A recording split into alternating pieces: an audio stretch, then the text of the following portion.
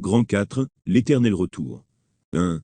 Au cœur de cette méditation, alors que les premières lueurs de l'aube percent l'horizon, je me tourne vers une notion qui a été à la fois troublante et puissante tout au long de mon voyage, l'éternel retour.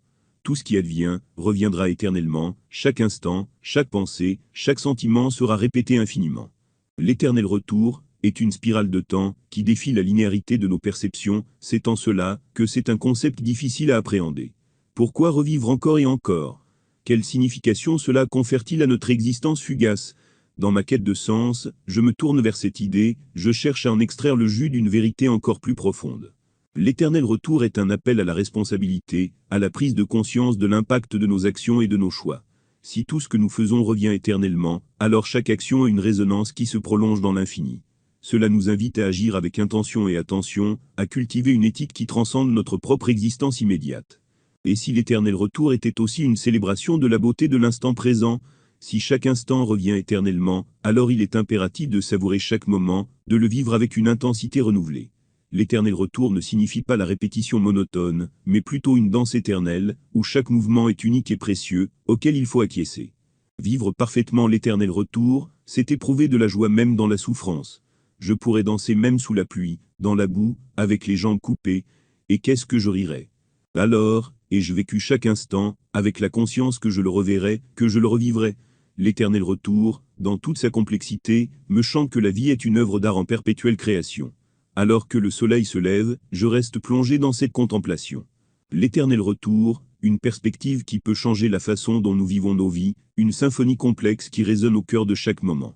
Et c'est dans cette symphonie que je cherche à trouver la clarté finale de ma quête. 2. Alors que le soleil atteint son zénith, je m'immerge dans la contemplation profonde du cycle.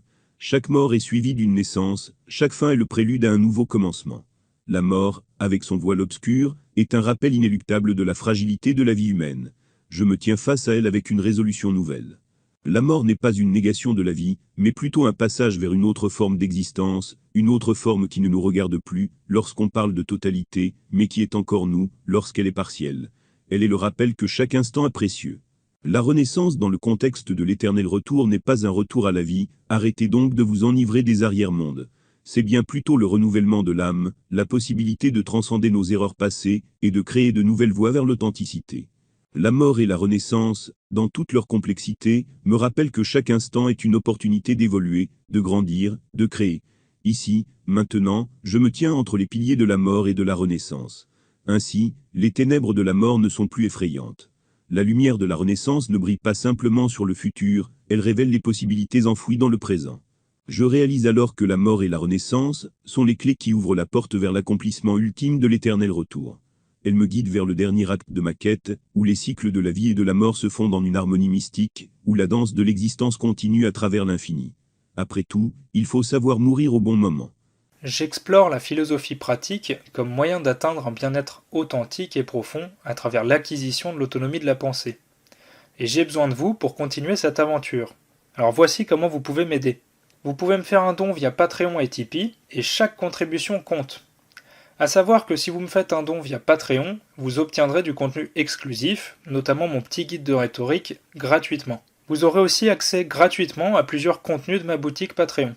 Vous pouvez aussi partager, aidez-moi à toucher plus de monde, vous pouvez aussi participer, puisque vos idées nourrissent notre communauté. Enfin, rejoignez-moi dans cette mission de découverte et d'émancipation de la pensée, votre soutien fait toute la différence. Tous les liens pour m'aider et me suivre sont dans la description. Je vous remercie très sincèrement et chaleureusement. Ciao les esprits libres!